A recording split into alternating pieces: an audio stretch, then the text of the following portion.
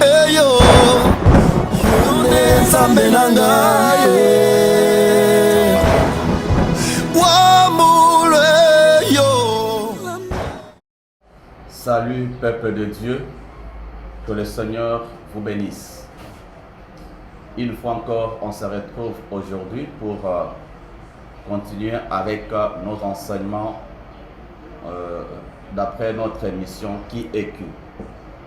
La fois passée, il y a eu deux gens qui avaient du mal à comprendre le message de la mère spirituelle. Alors aujourd'hui, nous allons entamer la dimension prophétique parce qu'on était plus dans le doctrinal, dans le langage doctrinal de la mère spirituelle. Alors aujourd'hui, nous allons entamer la dimension prophétique de la mère spirituelle. C'est pourquoi aujourd'hui, nous allons parler du sous-thème qui est la mère prophétique. Bien-aimés, d'où vient l'expression mère? S'il faut lire la Bible, vous verrez que Dieu avait créé l'homme Adam. Et Adam signifiait l'image de Dieu. C'était un autre Dieu sous la forme humaine. Alors, Dieu a pris Adam parce qu'en Adam était incorporé une femme en lui. Donc Adam avait une femme incorporée en lui. Alors Dieu avait décidé de faire sortir la femme qui se cachait en Adam. Donc Adam devait aussi donner naissance à la femme. Donc il était aussi une forme de mère. C'est pourquoi Dieu avait pris Adam, il avait ouvert la côte d'Adam, le sang avait coulé comme nous avions dit. Alors pour qu'il y ait une naissance, il faut que le sang coule. Alors le sang avait coulé et Dieu a sorti une côte. Et c'est avec cette côte-là que Dieu avait créé la femme. Maintenant, quand la femme était venue dans ce monde, Dieu l'avait appelée Isha, ce qui signifie femme. C'est là, ça dit, l'homme quand il a regardé, il dit, voici cette fois-ci, celle qui est l'os de mes os, la chair de ma chair. En d'autres termes, cette fois-ci, je vois un autre moi-même. C'est pourquoi nous avions dit que le terme femme vient du mot anglais, et en anglais on appelle woman, c'est-à-dire on avait pris le terme womb et on a pris le terme man, on a mis ensemble, c'est ce qui a donné naissance à woman, qui signifie l'homme qui a une matrice. En d'autres termes, Adam voulait dire que tu es aussi un homme comme moi, à la seule différence que toi tu as une matrice, tu as un espace en toi qui te permet d'accoucher. Maintenant, il s'est passé une chose. Le serpent était venu, il a séduit la femme. La femme était tombée et après cela, Dieu était venu pour déclarer des paroles à ces trois personnages. Il a dit quelque chose au serpent. Il dit ceci. Il dit, je mettrai inimitié entre toi et la femme, entre la semence de la femme et ta semence. La semence de la femme te brisera la tête et toi, tu blesseras la semence de la femme au talon. Voilà des messages que Dieu voulait donner. En d'autres termes, pendant cette guerre entre le serpent et la femme, le serpent sera toujours si fort, plus que la femme. Mais la sécurité, la délivrance, le salut de la femme ne viendra que de l'enfant mâle que la femme doit enfanter. C'était ça son seul espoir. Il faut avoir un enfant. C'est-à-dire le plus grand combat n'était pas entre le serpent et l'homme. Le serpent n'avait rien à faire avec l'homme. Mais son grand ennemi, c'est la femme et son enfant mâle. C'est depuis lors qu'il y a eu trop de combats. Quand nous voyons même dans des cultures, dans les traditions humaines, vous verrez que c'est la femme qui était toujours attaquée, qui était toujours opprimée, qui était toujours agressée, qui était toujours minimisée. Pourquoi? Parce qu'on voulait étouffer la femme. Dans la pensée du serpent, il ne faut pas que la femme puisse donner naissance à l'enfant mâle. Et nous le voyons même après le péché même, je voulais dire, qu'est-ce qui s'était passé? l'homme a regardé maintenant sa femme et lui dit, non, moi j'avais donné naissance à toi. Mais maintenant c'est ton tour parce que le péché est entré, c'est toi qui as été séduite. Désormais tu seras appelée Kava. C'est-à-dire en hébreu, ce qui signifie Ève. Ève qui signifie la mère des êtres vivants, la mère des humains. En d'autres termes, c'est par toi que la vie doit venir. C'est par toi que le salut doit venir. C'est-à-dire, si toi tu ne donnais pas naissance à un enfant, le salut ne sera pas possible, bien-aimé. Mais maintenant, la femme était consciente de sa mission. Mais il y avait toujours des problèmes. C'est pourquoi vous verrez qu'il y a toujours des combats de la stérilité chez Sarah, qui était une femme prophétique. Parce que si nous sommes dans le domaine prophétique, nous ne parlons pas des femmes biologiques et des femmes ordinaires. Vous verrez qu'en Sarah, il y a aussi une forme prophétique. Alors il faut combattre Sarah. En Rebecca, il y avait aussi une forme prophétique de la femme. Mais elle était aussi combattue pour avoir des enfants. Mais ce n'est pas ça vraiment notre sérieux problème. Parlons maintenant d'Abraham. Parce que le problème ici, comme nous parlons de la femme, et on dit la femme doit accoucher dans les douleurs. Parce que Dieu avait dit à la femme que toi, tu auras un problème sérieux. C'est par des douleurs, c'est par des souffrances que tu auras tes grossesses et tu enfanteras dans les douleurs. C'est ça le grand signe que Dieu avait donné à la femme. Maintenant, les grossesses des femmes, nous savons tous que la durée de gestation d'une grossesse de la femme biologique est de 9 mois. C'est-à-dire chaque être vivant a une période de gestation de sa grossesse. Nous voyons par exemple chez les brebis et les chèvres, la durée de gestation est de plus ou moins 5 mois. Chez les éléphants, la durée de gestation est de 22 mois.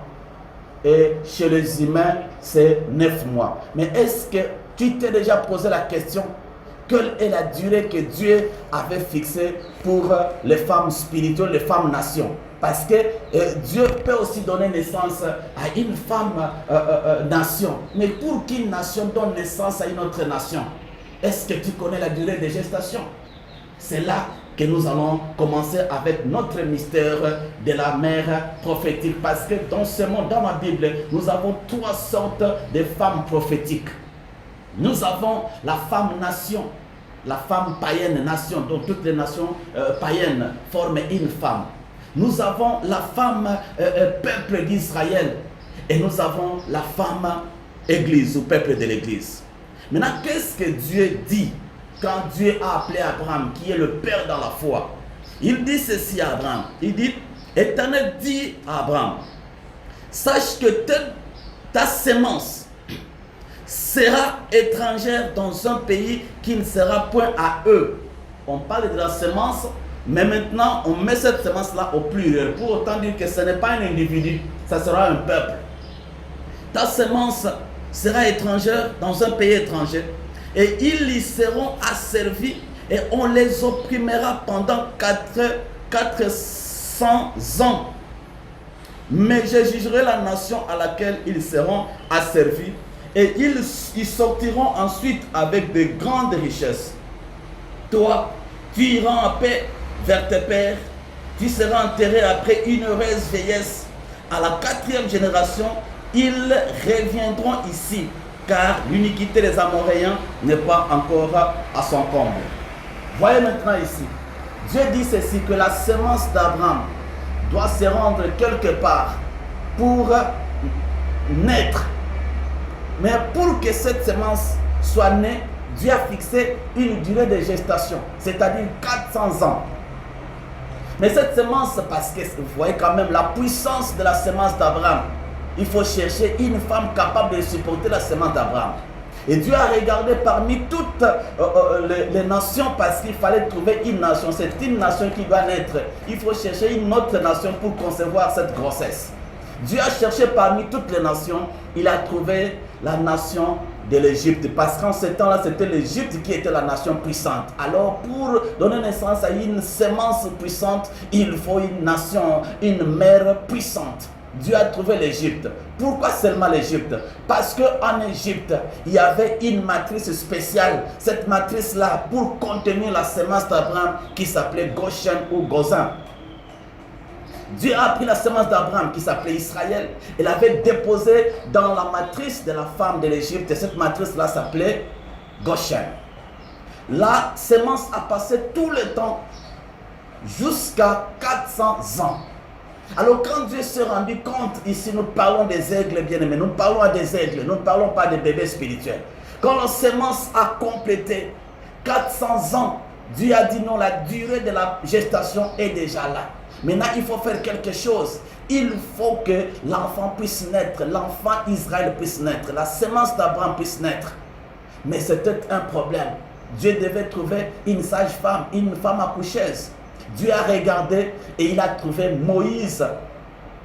Dieu dit à Moïse, je t'envoie maintenant, tu dois partir, tu dois te rendre auprès de la femme Égypte qui est en grossesse, qui est enceinte. C'est elle qui doit donner naissance. Alors tu vas l'aider à faire sortir, à accoucher l'enfant Israël. Et c'est toi qui vas prendre cet enfant-là pour l'amener au pays des promesses, à l'héritage de son père. Moïse est parti comme la sage-femme. Mais arrivé en Égypte, Moïse a trouvé la femme en bonne et due forme. La femme était en bonne santé, alors elle n'avait aucune douleur. Elle ne pouvait pas donner naissance. C'est pourquoi Dieu a frappé la femme Égypte avec 9 plaies pour que la femme puisse ressentir les douleurs de l'enfantement. La femme a commencé à sentir les douleurs de l'enfantement. Elle avait des problèmes, elle criait, mais elle ne pouvait pas donner naissance. Pourquoi? Parce qu'il y avait encore des choses qui manquaient. La première chose, c'est quoi? Toute femme, avant de donner naissance, elle prépare la layette de son enfant. Mais Égypte n'avait pas encore préparé la layette de son enfant Israël. C'est pourquoi l'enfant dit, je ne sortirai pas. Tu dois faire quelque chose. Maintenant, la femme était partie chercher les objets d'or, d'argent, des habits, tout ça pour préparer des vêtements, pour préparer la layette de son enfant Israël. Mais l'enfant dit, je ne sortirai pas aussi parce que tout le corps médicaux savent que pour que l'enfant puisse sortir du ventre de sa mère, il faut qu'il y ait un coulement de sang. Il faut que le sang coule. Mais jusque-là, jusqu'à la 9e plaie, la femme criait, mais elle n'avait pas encore vu le coulement de sang. L'enfant ne pouvait pas sortir. Alors Dieu était obligé de frapper la femme Égypte avec la 10e plaie, qui était la plaie de l'agneau qui devait être immolé. On avait immolé l'agneau, et quand l'agneau était immolé, le sang avait coulé. Et quand le sang avait coulé, c'était le dernier signe. La femme ne pouvait plus résister. Elle a commencé à lancer les derniers cris de l'enfantement. Est-ce que quelqu'un peut dire amen, bien-aimé? C'est un message très important. La femme avait crié, et quand elle a crié, l'enfant était sorti. Et quand l'enfant était sorti, la sage-femme, Moïse, avait récupéré l'enfant dans ses bras et l'enfant Israël était né. Et quand l'enfant était né, on l'avait amené aux eaux de baptême. L'enfant était baptisé dans les eaux de la mer Rouge. Et c'est comme ça que l'enfant Israël était né. Vous voyez que c'est le même phénomène. Je ne vous enseigne pas des choses qui sont imaginaires, qui sont en dehors des principes spirituels, des principes doctrinaux. Vous voyez que c'est la même chose, même dans la nouvelle naissance, il faut que le sang parle. Et quand nous partons prêcher l'évangile, nous gagnons les âmes, nous leur présentons la repentance, nous leur demandons de recevoir Jésus comme Sauveur et Seigneur. Sauveur parce qu'il a donné sa vie à la croix de Golgotha. Il a fait couler de son sang. Quand tu acceptes, tes péchés te sont pardonnés parce que le sang de Jésus doit crier dans ta vie afin que tu puisses être né. Si le sang n'a pas encore parlé, on ne peut pas parler de la nouvelle naissance. Et après la nouvelle naissance, tu dois aussi passer par les eaux de baptême pour assurer ton engagement dans le Seigneur, afin que Jésus puisse rester ton Seigneur toute ta vie. Alors Israël est sorti. Jésus, l'agneau, avait donné le salut à Israël. Le sang de l'agneau a donné la vie à Israël. Mais Israël, après le baptême, devrait marcher avec son Seigneur et Sauveur, qui est l'Éternel. Ils s'étaient engagés de pouvoir marcher ensemble. Mais Moïse ne pouvait pas amener l'enfant dans cet état-là. C'est une petite fille qui est née. Elle ne peut pas entrer en possession de ses promesses. Le père avait préparé l'héritage en Égypte, en Canaan plutôt. Mais c'était impossible pour l'enfant de pouvoir hériter parce que l'héritier était encore enfant. Qu'est-ce qu'il fallait faire? Il faut l'amener dans le désert. C'est pourquoi un chemin, un parcours de quelques petits jours était devenu un chemin compliqué de 40 ans. Pourquoi cela? Parce que l'enfant devait grandir. Il fallait rencontrer des enseignements de maîtres pour enseigner, des tuteurs. Tous ces gens-là qu'on était en train d'étudier ici, c'est pour préparer la croissance de l'enfant. Et après 40 ans, l'enfant était devenu mature. Maintenant, qu'est-ce qu'il fallait faire? Il faut le faire entrer dans la terre promise. C'est alors que la fille Israël était devenue femme capable de pouvoir gérer son héritage. Et la fille Israël est devenue une femme mature et elle était entrée dans la terre promise qui est Canaan. Mais la femme, cette mère qui est devenue mère, qui est devenue femme mature, capable, qui avait toutes les capacités, mais elle a enduré encore un sérieux problème, le problème de la stérilité. Parce que depuis Ève, nous avions vu que la femme devrait donner naissance à un fils. Mais maintenant, le fils n'était pas toujours là. La femme se lamentait dans la stérilité. Et quelque chose s'était passé.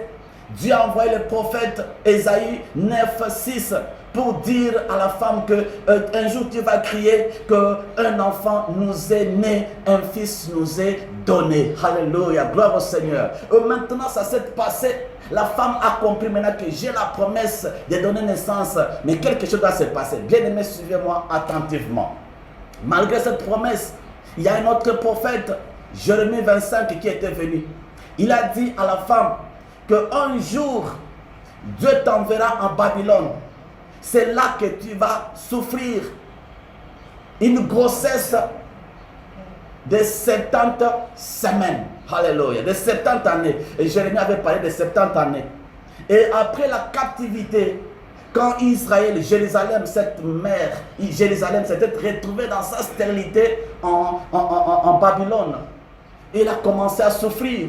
Et le prophète Daniel 9 a lu la prophétie de Jérémie. Et il a découvert qu'il fallait qu'il s'écoule 70 semaines, 70 années. Lui avait fait des calculs et il se croyait non, peut-être nous arrivons déjà vers la fin de la promesse.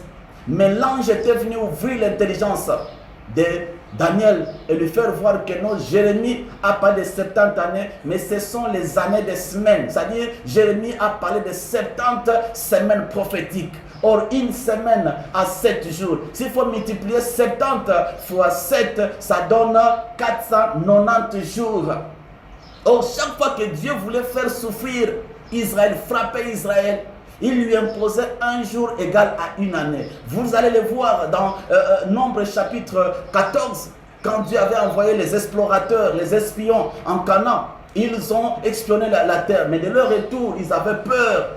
10 n'étaient pas d'accord. Alors Dieu s'était fâché, il a dit, vous n'entrerez pas dans la terre promise. Mais du fait que vous aviez exploré le Canaan pendant 40 jours, moi je vous ferai souffrir dans le désert pendant 40 années, car je vous impose un jour égal à une année. C'est-à-dire, l'ange voulait dire à Daniel que ce n'est pas une affaire de quelques 70 années. Mais vous devez encore souffrir. Dans les 70 semaines, il y a 490 années de souffrance. 490. C'est-à-dire la grossesse doit durer 490 parce que après la grossesse, c'est alors que la nation va naître. La nation va entrer dans le repos qu'elle n'a pas hérité en Canaan depuis lors. Pourquoi? Parce qu'il y avait encore le péché. Maintenant, la femme, Jérusalem, est restée en train d'attendre. Parce que la Bible, l'ange avait dit à Daniel que vous allez encore souffrir 62 parce que depuis là, vous avez déjà consommé seulement 7 semaines. Il vous reste encore 62 semaines. Ça fait 69. Et quand nous multiplions 69 fois 7, ça donne 483. Dans 83, vous allez souffrir. Mais après les 83 années, un roi sera retranché. Donc Dieu a parlé, il a prophétisé sur la naissance, la venue du roi. Le oint dont on parle ici, c'est le Christ, bien-aimé, parce que Christ signifie oint. Un oint doit venir. Et c'est lui qui était venu avec le message de la grâce. Il est venu mettre fin à ce processus. C'était une occasion pour eux, au lieu d'attendre encore la dernière semaine, la 70e semaine, au lieu d'attendre cela, quelque chose s'était passé. Dieu voulait faire grâce à la femme pour donner naissance et faire attendre parce que les 400 ans étaient déjà là. On ne pouvait pas arriver à 500.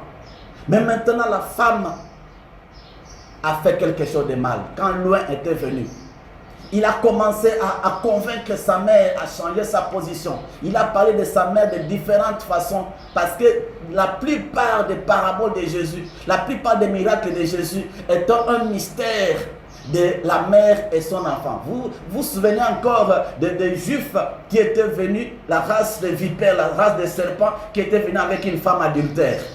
Ils ont trouvé Jésus. Et ils lui ont dit, cette femme, on l'a trouvée en flagrant délit d'adultère avec un homme. Alors qu'est-ce que tu dis? Mais la logique des choses, Moïse a dit qu'une telle femme, il faut la lapider. Mais Jésus qui était le fils de la femme, l'enfant mâle de la femme, leur a regardé. Il s'était dit, mais cette race de serpents, s'il faut suivre la logique de la loi de Moïse, en réalité, il ne fallait pas seulement amener la femme, il fallait aussi amener l'homme, parce que Moïse avait dit, il faut lapider et la femme et l'homme. Mais où est-ce que vous aviez laissé l'homme qui avait poussé cette femme au péché? La race des vipères avait caché l'homme parce qu'il savait que le père du péché, c'est le serpent. Alors, on a amené seulement, on a voulu condamner seulement la femme, mais on a caché le serpent. Alors, Jésus a dit, celui qui n'a jamais fait ça, celui qui ne connaît pas les secrets du péché, qu'il jette premier sa pierre. Qui s'était tenu debout, tout le monde avait fui. Pourquoi? Parce que Jésus savait que sa mission c'était de sauver sa mère, quel que soit ses péchés. C'était ça, il ne pouvait pas défendre le serpent. Mais le fils du serpent voulait que Jésus puisse détruire sa propre mère. Voyez maintenant que tout ce qui s'est passé dans la Bible, dans les évangiles, étaient des messages prophétiques qu'il faut décortiquer. Que le Seigneur vous bénisse. Bien-aimé, maintenant, Jésus est parti vers sa mère Jérusalem. Il avait tout fait, mais Jérusalem n'avait pas accepté. Voilà pourquoi Jésus regarde Jérusalem et dit, oh Jérusalem, combien de fois ai-je voulu te rassembler comme une poule qui rassemble sa couvée, mais tu n'as pas accepté. Tu as lapidé des prophètes qui te sont envoyés. Un jour vient où je vais te quitter, je vais t'abandonner. Cette ville te sera abandonnée. Et tu vas rester dans la souffrance. Tu seras environné de tranchées jusqu'à ce que tu reconnais ce que tu dises, béni soit celui qui vient au nom du Seigneur. C'est-à-dire le Seigneur, le Fils était déjà venu, mais la femme n'avait pas reconnu que le Fils était déjà là. Loin était déjà venu pour sauver la femme. Maintenant, la femme l'avait donné aux étrangers et les étrangers l'avaient amené à la croix pour détruire cet enfant. Et l'enfant qui est monté à la croix, le fils loin qui était là, il devrait mourir. Or, une prophétie devait s'accomplir. Après 400, il faut qu'une nation naisse. Or, dans loin, il y avait une nation qui se cachait. C'est pourquoi ce roi-là lui-même s'appelle le peuple de l'église. L'église, peuple, c'est le corps de Jésus-Christ. Alléluia. Donc, en Jésus, il y avait tout un peuple qui devait naître. Mais la femme n'a pas compris. Oh, Jésus ne pouvait pas aussi partir comme ça. Lui-même, quand il était amené à la croix de Golgotha, le peuple d'Israël avait crié que son sang retombe sur nous et sur nos enfants. Et lui est monté là-bas. Quand il était monté là-bas, il devait aussi donner naissance. Il est devenu le nouveau Adam. Alors quoi? Pour donner naissance à une femme. Il s'est fait la Jérusalem céleste pour donner naissance à une autre fille. Maintenant là à la croix, on a percé sa côte. Et quand on a percé sa côte, le sang avait coulé. Et il a souffert, il a enduré aussi les douleurs de l'enfantement. Et quand le sang avait coulé, bien aimé, subitement, quelque chose s'est passé. Le peuple de l'église était né. Le peuple est sorti. Et depuis lors, nous parlons d'une parenthèse qui a été ouverte. Dieu a mis un point virgule à l'évolution de la grossesse d'Israël, de la Jérusalem. Et il parle maintenant d'une autre fille, d'une autre femme qui est l'église corps de Christ. Alors la femme qui n'a pas compris son temps, elle est restée en suspense. Maintenant, Jésus a établi une année de la grâce. Nous sommes depuis la croix jusqu'à aujourd'hui. C'était le temps de la naissance de l'église. C'était la période de l'année de la grâce qu'on ne peut pas compter selon le temps, la saison chronologique. Mais nous sommes dans la saison Kairos qui est le temps de Dieu. Maintenant, l'église est encore dans ce monde parce que la Bible dit il faut que l'un soit retranché. Le retranchement de l'un n'est pas seulement le fait qu'il était monté après sa résurrection, mais il est encore au milieu de nous à travers son corps. Il est encore dans ce monde à travers son esprit.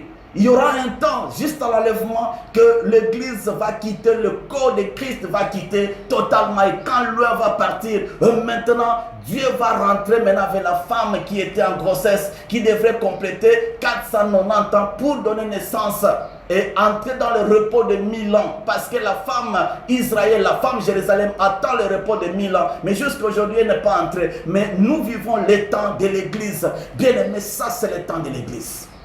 Ça, c'est le temps de l'église. L'église, c'est un peuple mystère encore sur cette terre, qui est partout, au Congo, en Angola, partout. Le peuple de l'église est là. C'est un peuple invisible qui vit selon des systèmes invisibles. Nous sommes partout en Afrique. L'église est partout. Ses membres sont partout, bien-aimés. Ses membres sont en Europe, en Amérique, partout. L'église, corps de Christ est là. Quel que soit le projet des ennemis de l'église, bien-aimés, la Bible dit qu'on ne nous aura jamais parce que l'église reste puissante et son fondement est solide et toujours debout. Quel que soit le complot, nous sommes la race des nouveaux juifs, des juifs spirituels, parce que nous voyons dans la Bible comment est-ce que Aman avait saisi de l'opportunité quand le peuple juif était encore en captivité, était encore étranger. Il a saisi l'opportunité de pouvoir détruire. Il faisait des complots pour détruire le peuple saint, mais à la fin de compte, c'est lui-même qui est mort de cette mort-là tragique. La même chose aujourd'hui. Il y a des gens qui se lèvent, des scientifiques, des méchants, des milliardaires qui se lèvent pour combattre et détruire l'église. Bien-aimés, je vous dis, n'ayez pas peur. Même ce coronavirus que vous voyez, en plan de ténèbres, une semence diabolique conçue pour imposer un système de la destruction de l'église. Jésus a dit, n'ayez pas peur, bien-aimés. Jésus a dit, on ne vous fera rien. Même les cheveux de vos têtes sont comptés. Est-ce que quelqu'un peut dire amen? Tu as une puissance.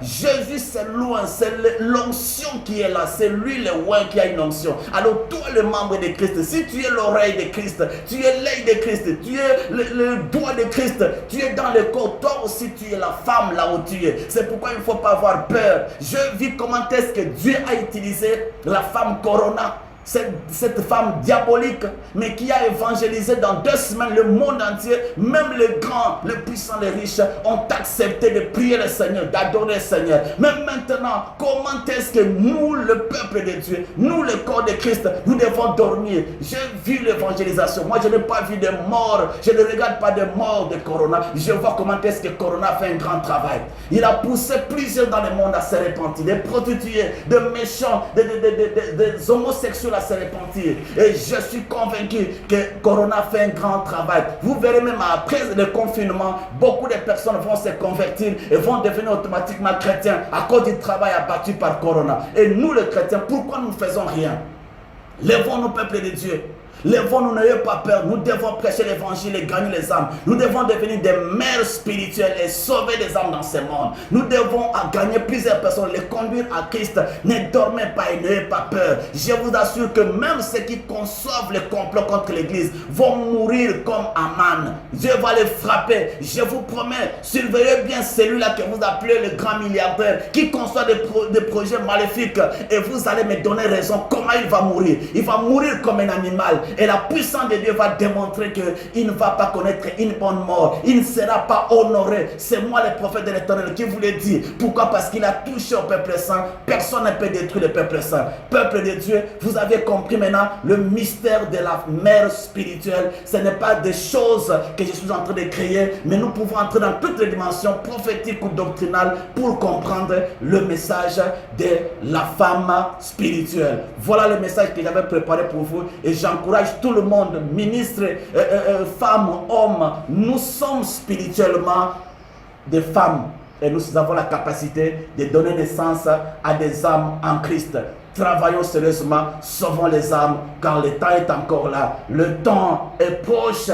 Jésus va revenir. Il doit prendre son corps, il doit prendre son église, afin que la mission puisse aller et qu'il puisse continuer la mission de l'autre femme-là qui s'appelle Jérusalem naturelle. Nous sommes arrivés à la fin. Votre prophète Norlin Lumière Kenda.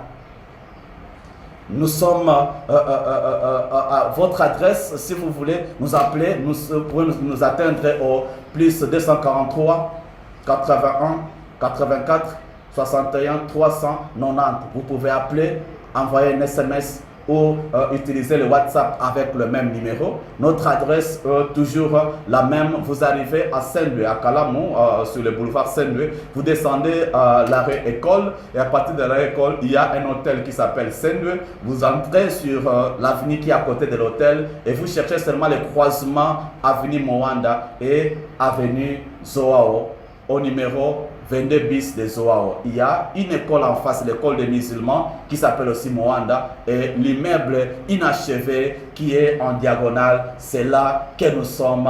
Que le Seigneur vous bénisse. Vous pouvez aussi nous contacter sur YouTube.